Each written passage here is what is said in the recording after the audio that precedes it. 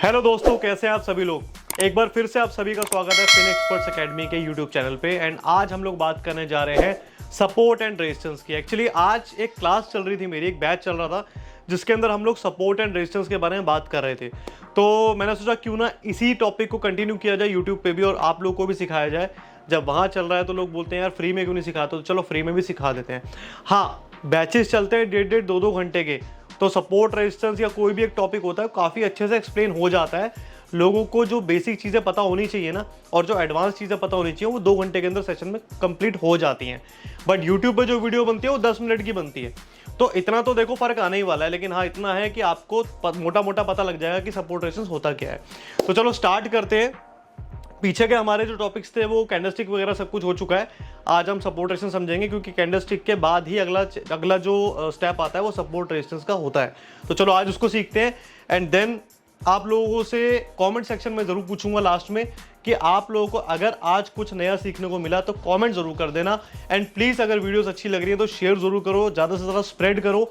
इतनी मैं अगर मेहनत कर रहा हूँ आप लोगों के पीछे, तो थोड़ा सा मेहनत आप लोगों की भी लगनी चाहिए। 1 मिनट लगेगा लाइक करने में, आगे इसको फॉरवर्ड करने में और नीचे कमेंट करने में, ठीक है। चलो स्टार्ट करते हैं। सपोर्ट रेजिस्टेंस के लिए मेनली मुझे क्या कंपोनेंट चाहिए होते हैं, मुझे कैंडलस्टिक्स चाहिए होते हैं।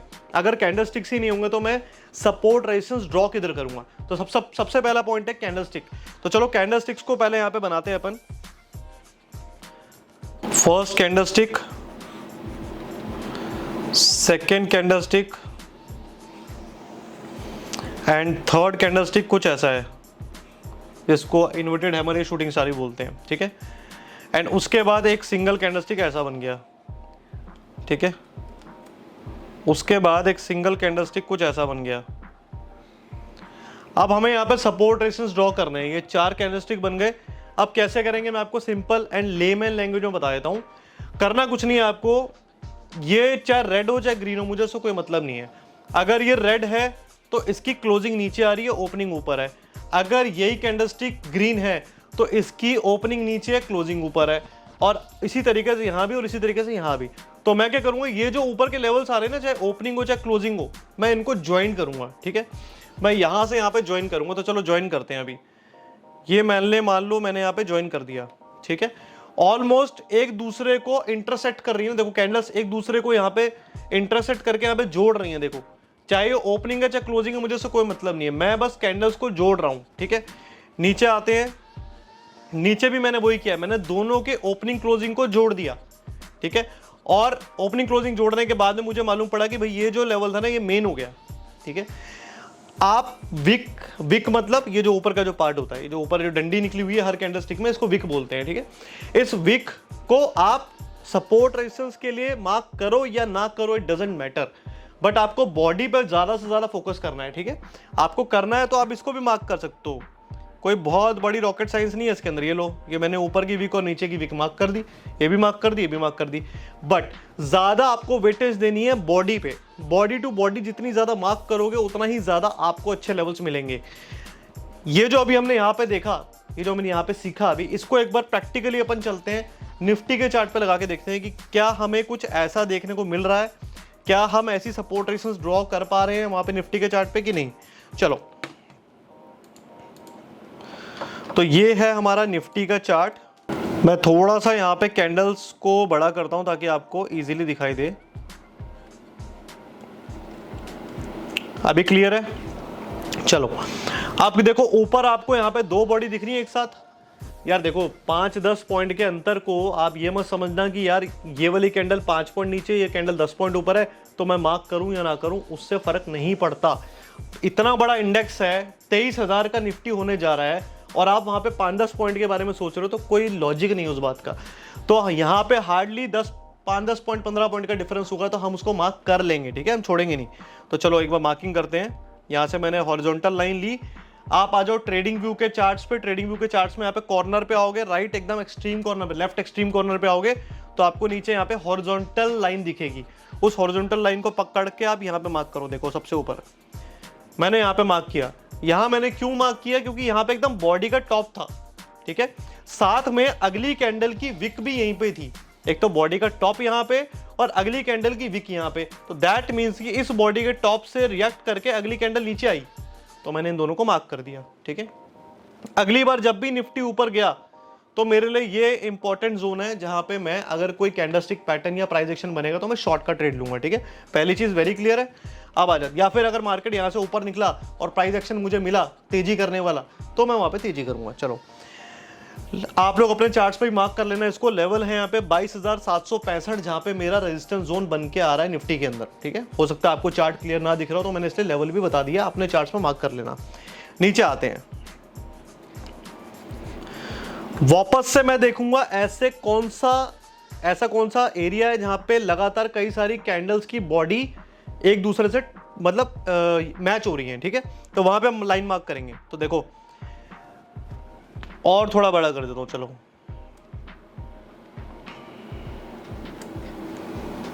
देखो इस वाली बॉडी का और इस वाली बॉडी का लेवल ऑलमोस्ट सेम है और इस वाली बॉडी का भी लेवल सेम है, दिख रहा है। इसकी क्लोजिंग इसकी सॉरी आपकी ओपनिंग, ठीक है, यहाँ पे आपकी सॉरी क्लोजिंग हो गई, ये आपकी क्लोजिंग हो गई और ये आपकी क्लोजिंग होगी। तीनों क्लोजिंग यहाँ पे आप अगर देखोगे, मैं जब लाइन ड्रॉ करूंगा तो आपको दिखेगा तीनों यहाँ पे मैच हो रही हैं। तो मैं यहाँ पे एक लाइन यहाँ पे ड्रॉ कर दे रहा हूं, ये मैंने ड्रॉ कर दी, ठीक है। अब देखो जैसे मैंने लाइन ड्रॉ करी है, इसको और बड़ा कर दूं, आपको क्लियर दिखेगा। लाइन को बड़ा कर देता हूं, चलो मैं थोड़ा सा लाइन को,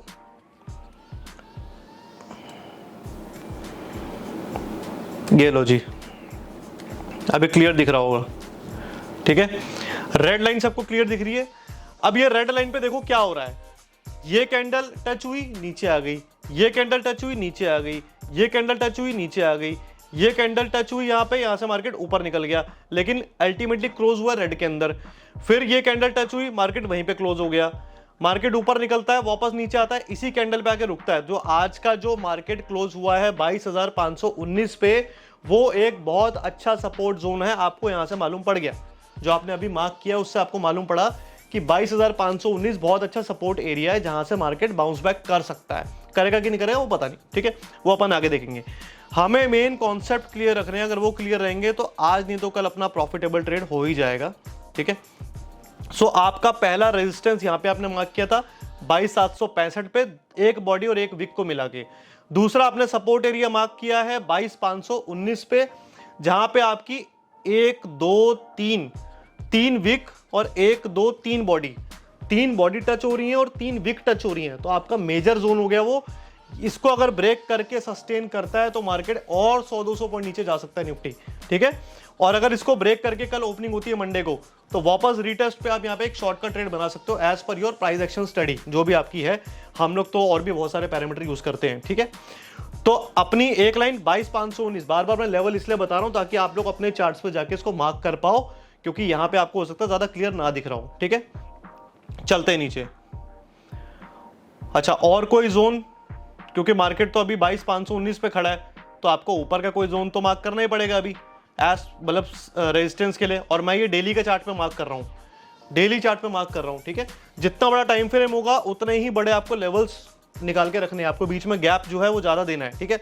चलो अब एक काम करते हैं, 22,519 पे एक हम रेजिस्टेंस मार्क करते हैं 22,550 से 22,600 के आसपास, जो कि मुझे अच्छा रेजिस्टेंस दिख रहा है। कैसे? ये वाली बॉडी, ये जो मार्केट ओपनिंग हुई है, जो कैंडल ओपन हुई और ये जो कैंडल यहाँ पे ओपन हुई, इसका ओपनिंग और इसका ओपनिंग दोनों का सेम है अप्रोक्सीमेटली। इसको मार्क कर दो, यहां से अपना लाइन उठाओ और यहां पे रख दो यहां पे।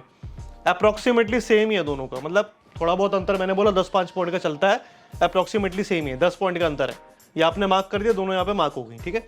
अब ये 3 जोन यहाँ पे बहुत है, इससे ज्यादा की जरूरत नहीं है। ये 3 जोन जो है ये बहुत है, पहला, दूसरा, तीसरा। 22,590 पे आपने एक और रेजिस्टेंस मार्क करके छोड़ दिया अभी।